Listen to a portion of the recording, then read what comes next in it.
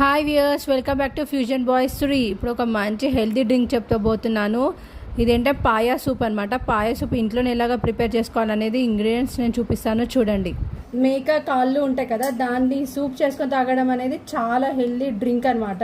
అది ఎలా ప్రిపేర్ చేసుకోవాలనేది నేను చూపిస్తాను, ప్రాసెస్ ఏంటనేది. ఇవి మంచిగా నీట్గా వాష్ చేసిన తర్వాత ఏమేమి ఇంగ్రీడియంట్స్ ఎలా చూపిస్తాను, వాష్ చేస్తాను అనమాట. ఇప్పుడు వాటర్ వేసి నీట్గా వాష్ చేద్దాము.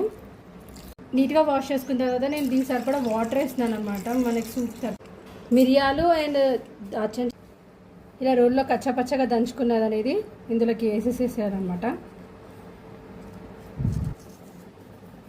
మిరియాలు కూడా వేసుకున్నాం కదా, మన స్పైసీకి తగ్గట్టు డ్రింక్ అని తాగుతాం కాబట్టి మేము కొంచెం స్పైసీగా తాగుతాం కాబట్టి కొంచెం కారం కూడా యాడ్ చేస్తున్నాను అనమాట.